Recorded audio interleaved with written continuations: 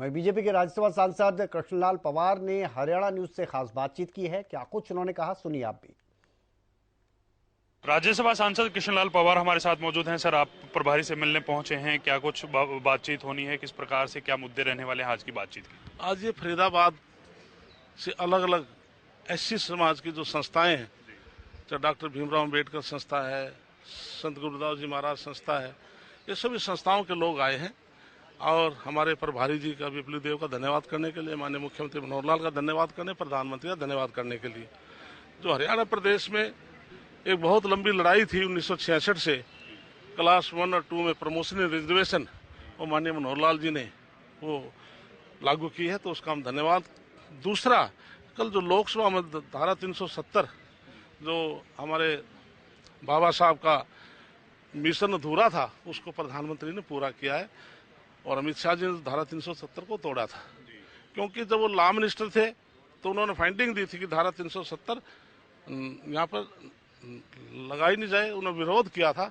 तो उस टाइम के हालात को देखते हुए ये धारा 370 लगी थी और प्रधानमंत्री अमित शाह ने इसको तोड़ा है। इसके तोड़ने से हमारे अनुसूचित जाति समाज को वहाँ पर बहुत लाभ मिलेगा, जिस पर 90 सीटों में से 16 सीटें हमारे अनुसूचित जाति अनुसूचित जनजाति को मिलेंगी, 7 सीटें एससी को और 7 सीटें अनुसूचित जनजाति को मिलेंगी। इसके अलावा पहले जो कानून था, वहाँ पर कोई भी व्यक्ति हिंदुस्तान का वहाँ पर कोई नौकरी नहीं कर सकता था, जमीन नहीं ले सकता था, रिश्ते नाते नहीं कर सकता था।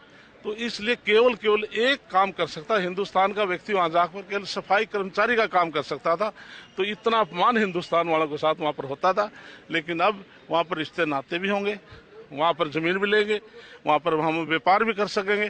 तो सारी सुविधाएं अब वहाँ पर हिंदुस्तान के लोग जाकर कर सकते हैं। एक सर, 3 राज्यों में प्रचंड जीत आप लोगों को मिली है, क्या वजह मानते हैं? और आने वाले समय में 2024 की अगर बात की जाए लोकसभा चुनाव की, तो हरियाणा पर इस जीत का कितना असर पड़ने वाला है? इसके लिए हरियाणा प्रदेश निश्चित तौर से 10 की 10 लोकसभा हम जीतेंगे और तीसरी बार विधानसभा में रिपीट करेंगे, क्योंकि आज पूरे देश का हर नागरिक मन बना चुका है। आज देश सुरक्षित है तो नरेंद्र मोदी जी के हाथों में है, चाहे सुरक्षा की दृष्टि से या डेवलपमेंट की दृष्टि से या पहचान की दृष्टि से।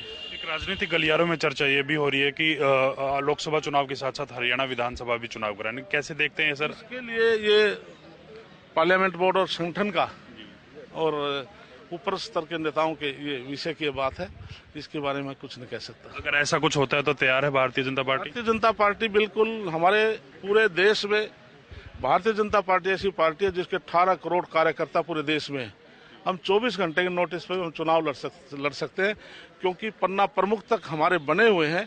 तो भारतीय जनता पार्टी को चुनाव लड़ने में कोई दिक्कत नहीं है, तो वो चुनाव लड़ सकते हैं और जीत जाएंगे। शुक्रिया सर, बातचीत करने के लिए थे कृष्णलाल पवार साहब, जिनका साफ तौर पे कहना है कि भारतीय जनता पार्टी 2024 के लिए तैयार है और कहीं ना कहीं 24/7 भारतीय जनता पार्टी तैयार रहती है। कैमरामैन दिनेश के साथ मैं रवि कालिया, हरियाणा न्यूज, दिल्ली।